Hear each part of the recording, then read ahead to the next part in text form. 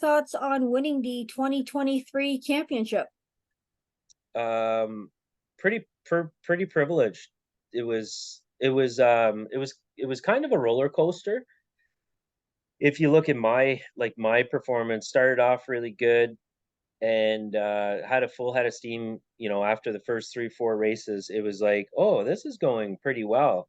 And then mid season, I don't know if it was the blues or we got busy, but I kind of had a little bit of a lull, and then it started to come back strong again once I realized, hey, I'm kind of running for a championship. I think this should be we'll make a go out of this. And I've never done that before, Ashley, because when we first started into this game, Dave and I both shared my car, the 53 car. Yeah. And so we were never ever going to make a run for the championship. And then, with Emma being small and trying to do stuff with her, right? She's only small once, so Yeah. trying to do the camping thing and, odds and sods, it never really worked out. Missed it, I think 2 years ago, 3 years ago, second to Richard by a close margin.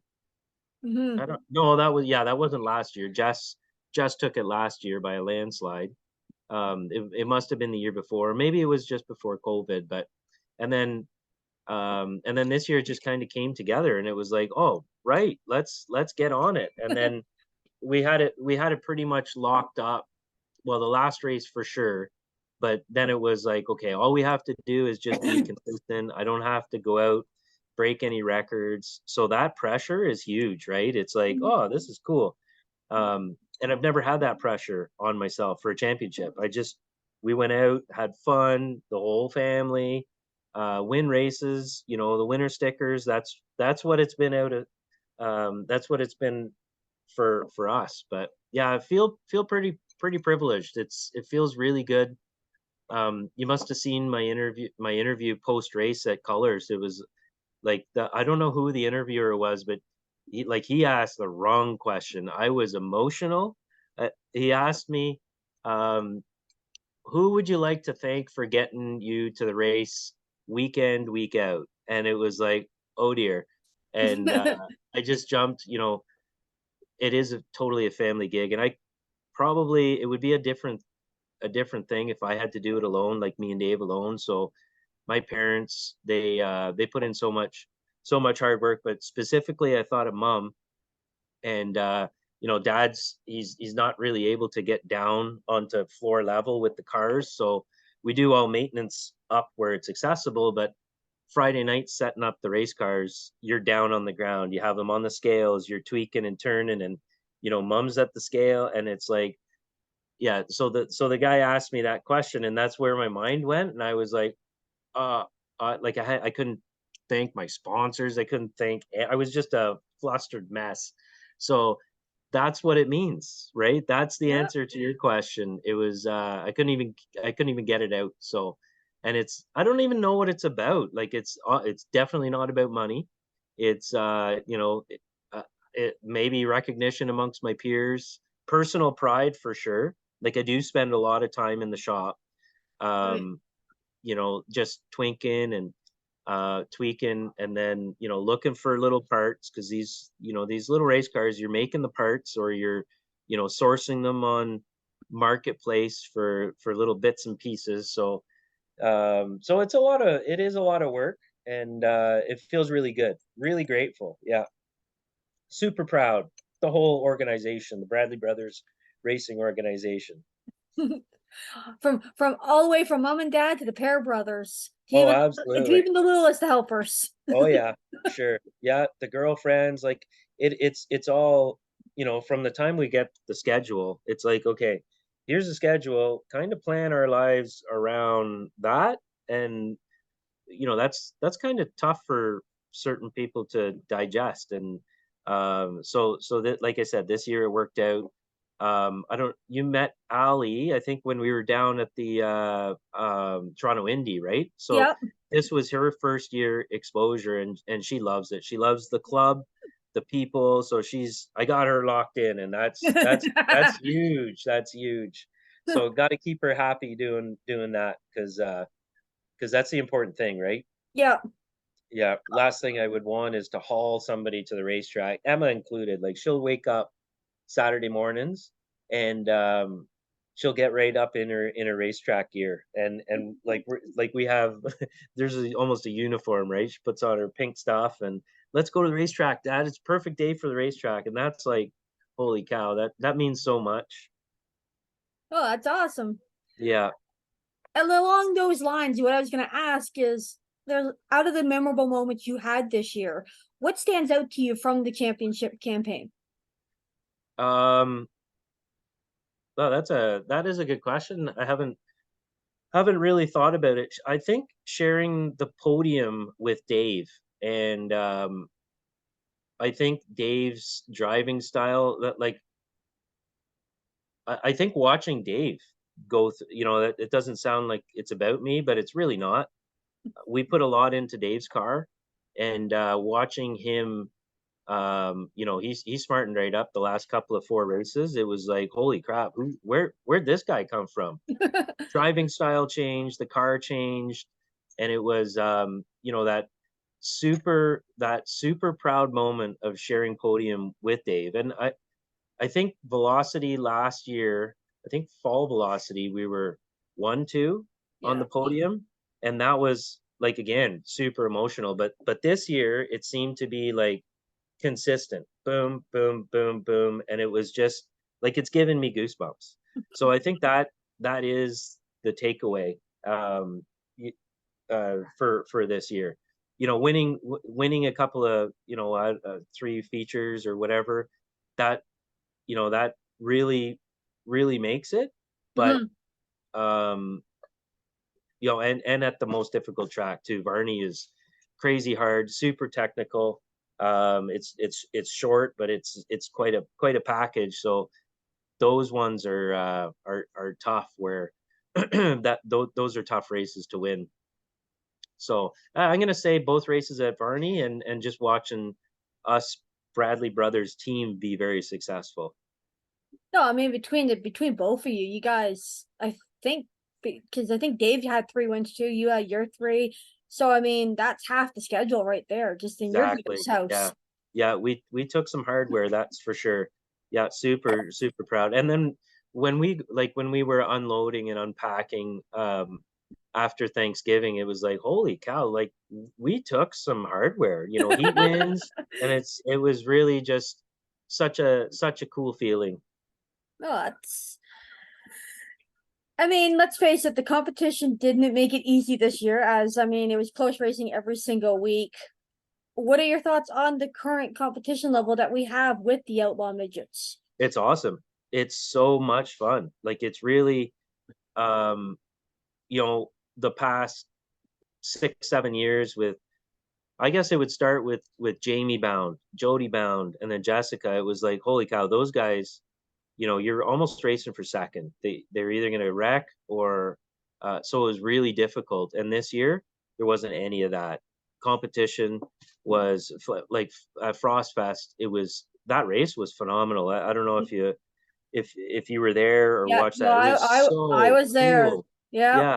Yeah. So I'm gonna say there was probably 6 cars at any race that could win on speed. Not never mind misfortune. It was you know, you better be on your game. Um and that's a fact of matter. Like we didn't do anything special this year. Our lap times very consistent to last year. So that means the rest of the group are just, you know, they're getting that much better and there's a good core of them, right? Hmm. So really cool. Yeah, that's so much fun to be a part of. Nobody likes just predicting the winner before it's over, right? Yeah. That's not fun. So yeah, love that part about the series. I don't know if it's maybe our rules are tighter, more concise. Not sure what's making that so much fun. I think it's too. It's a lot of young drivers have now got like maybe 2 or 3 years under their belt, right? So they're starting to figure out what makes these cars work because Yeah. they may be little, but they have their little niches and tricks. Oh my God, they're so temperamental. They're so sensitive. Yeah, you just and the cars change over a feature. If you get a long green, they seem to tighten up. Um, yeah, they're handfuls, that's for sure. They're handfuls to drive on the best of day, and then you throw some, you know, a car that's not handling the best, or a track that's pretty loose like Flamborough or Varney, and it's like, wow, this is crazy. So yeah, they're a handful, that's for sure. Speaking of tracks, what's your favorite track to go to on the schedule? I'm gonna say Sunset. I Okay. like the I like the facility. I it's a perfect size for our cars. We don't, you know, we can stretch our legs out. You get a chance to rest on the straightaways. It's got kind of two different ends to it. We go like stink there. It's close to the house. So race nights are early to get back into bed, right? So Yeah. um yeah, that I mean every track out there I would support in a heartbeat. Grand Bend was fun. We went there 2 years ago. We didn't make it this year. It was rained out. We had one stop booked, but Yeah. super fun too.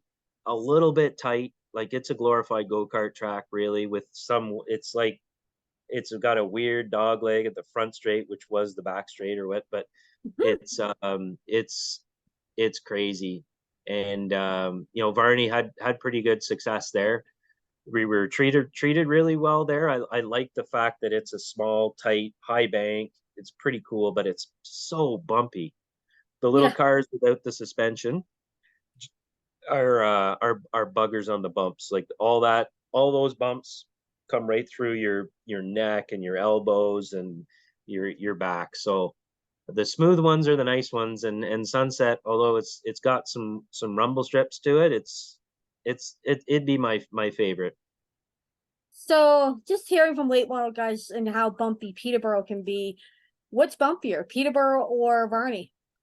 Um, there it's a different bump. Okay. Um, so Varney's just bumpy predictably bumpy all the way around. So you are just literally like hold your helmet on, your eyes are and Flamborough's the same.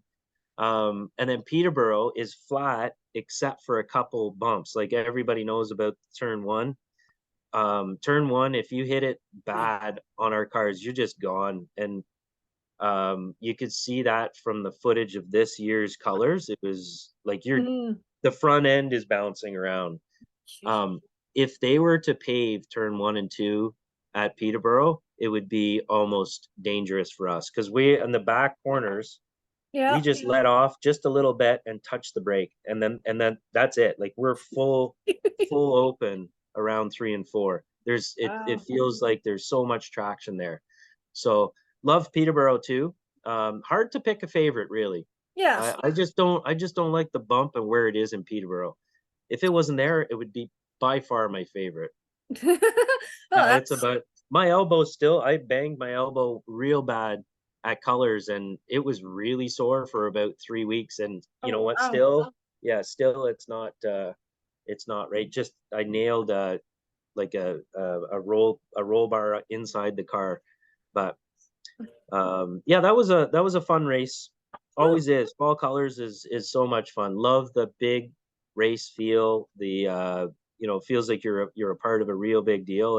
Yeah. And this year with the weather holding out, the Friday we got the show in. It was, you know, that was perfect. Yeah, no, it worked out good for you guys and that you got your Yeah, Friday, Saturday and that we're able to just be done. yeah, yeah, yeah. And then of course Friday night hanging out with everybody. It adds to the fun of it. I mean that's Yes, everybody likes going to colors. yeah. Oh yeah, absolutely. Yeah.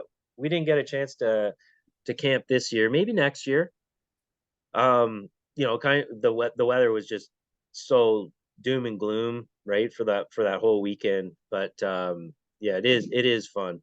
I mean I don't blame people that kind of pulled out on camping because when I first saw the forecast, I'm like, are we gonna get anything in? And Yeah, I was no. surprised we got that Friday in, to be honest. Yes. Yeah, yeah, yeah. It was brutal. And then for like Saturday was beautiful. It was a beautiful fall day. Yep. We all enjoyed it. So Yeah. How did you get started in racing originally? What made you wanna, get your feet wet? yeah, so I was in college. So I went to Humber for 3 years right after right after high school. Okay. And Dave was in Ottawa. He was, still living with my parents, and he picked up an old Tony kart, like a race go-kart. And we were in Ottawa at the time. He got into that, and the first time I saw it, I was like, yeah, so I need one of these. And then that was it. That was it. I don't even know if I tried it, but I just was around it, and it just seeped in, and that was it. Like, so I bought my first race cart while I was in college, which is unheard of. Like, what kind of college person can do that, right? But Yeah. I saved up. I had a part-time job while I was there, and I bought a cart from Toronto and hauled it back to Ottawa. And so that would have been in 1998 Okay. or 97, something like that. Yeah, that Um, time range. yeah, so we raced karts in Ottawa for a little bit, and then my family, mom and dad, moved to Toronto. I finished up college, and I actually lived in Bradford for a little bit. I lived on Breeze Drive. Okay, yeah, I know exactly where it is. Yep. Yeah, 42 Breeze was my place. But so then we were racing out of Sutton, and then we tried to be competitive with the regionals, but it was really a struggle to be competitive with those guys. Like, we're talking, some of these guys show up with a lot of go-karts, a lot of motors, Yeah. and so Dave and I mean, we did refine our driving skill and technical too, but we couldn't seem to get to that, like, top three. So we ran top five, met a solid amount of good people, like a lot of the guys that we see in the paddock, Ems and McCall, and so many go-kart guys. Watson, Brandon used to Yeah. race with us, right? So Yeah. all those guys, that was our Sundays, hanging out and racing against them. Um, so we did that for about 10 years or so. Life kind of got in the way with my career, and we decided to hang it up. It was really competitive, not gonna lie, and it was really budget reliant. Like, it was Mhm. way more than these little outlaws. These little outlaws are pretty budget friendly once you're in. Yeah. Um, and so then we had nothing to do for, I don't know, about 5 or 6 years, I guess. Forgive me on the timeline. My memory is not the best, but again, Dave got a ride in Adam Carruthers' spare car. It was actually Connor's car. It was Okay. at Frostfest, and it was probably in 2011, maybe 2012. And then at Colors that year, or maybe it was the next year, we bought the 53, which was Westwood's car. Yeah. So, and then from, I think it's been 9 years we've been racing these. We've been touring with these outlaw guys, and we've seen a huge amount of change. Pickup speed, big time. Reliability, big time. Some really good race car drivers come through, and kind of take the technical to the next level Hmm. with the Skidoo engine part and the Skidoo clutch part. Right. So it's a big deal, right? No, I mean, it's actually amazing to think about. Like, I remember first couple times I watched the midgets to like what they are now. And Yeah. I think that's lost on a lot of fans though too, is they don't realize like Oh, how much it's grown and evolved and what goes yeah, on behind the scenes. yeah. So Dave was calling at Barrie Speedway, and Yeah. he had the ride in Connor's car. I don't know where he finished. He didn't go out to break any records. He rolled it into the pits, but he's like, you got to check these out. I remember I was actually like 5 feet from where I'm sitting now. I was installing a furnace in my house. That's what I was doing that weekend. That's why I couldn't go to the race. But then I guess it would have been the next year. He's like, come see these guys. And I showed up to Barrie Speedway, and I watched them, and it was like, oh my God, I am not, you know, there would be like three of them finish, and they go out in a big plume of blue smoke, little wee tires, centrifugal clutches. Like, they were just I mean, they were getting somewhere, but it was like, oh, geez, I don't know about this. And then you know, Robin McLean like these race car guys got involved and really changed the series around. So, Yeah. Westwood was always active with them, but Oh yeah. yeah, so it's been about 9 years, I guess. Gee. Yes, yeah, no, crazy, yeah. But the little while, it was kind of tough when Dave and I split the car. All I right. think we probably did that for about 3 years, and we got to a point like the first couple of years it was fine. We were just kind of going around in circles and learning about the car, and but then we got to a point where we want to tune the car, and his physical is a little bit different than I am. His driving style is different than I am, so it was really from week to week switching drivers. We were at that level where we needed consistency, and it's it was more frustrating than it was fun. So that's when we Yeah. decided to get the other car. So Which has worked out great for you guys because you've both been able to now find success. yep, yep. And Dave, he's got his commitments, so he runs whenever he can, um and it's a lot of fun when him and his family come out. Like all the kids just play and run amok, and so and I have somebody to bounce like driving ideas off of. That's Mhm. the huge thing, that when he's not there, it's like, dad's great tech and stuff like that, but it's like he doesn't know how to get around the racetrack and trying different lines, and you know um telling Dave, like, just go wide, man. Like, go, why are you down there, bottom feeder? Go, like, just go wide. You don't have to break. So that's the fun. That's the fun of it, right? Yeah. It's almost, the competition is cool, but it's not even about winning. Like if you have a really good battle with somebody for fourth, fifth, that's almost as much fun as winning the race. Hmm. I had a wicked battle with Hooligan Robbie for, I think we were running for third, fourth at Sauble this year, midsummer, and we could like it. We were just so evenly matched. It was so much fun. I couldn't get by him. He couldn't get by me. I would try high. He would try high. You know what I mean? It Yeah, was you just keep for, swapping lanes. oh, when we were side by side for, it felt like forever. It was probably 3 or 4 laps, but it was just like, holy cow, we're putting on a good show, because it feels fun, right? Yeah. Um, yeah, that was the race that Spies won, who Okay. is really showing some speed. He's going to be a contender next year. No, I mean, that's, I mean, it's only going to grow from here for the whole division, right? So, Yep, yep, yep. Last part of the year we had really good car counts too. mhm. This, going into next year, we've got some new people that have already purchased cars, got them, working on Excellent. them. So yeah, it's next year will be another great one.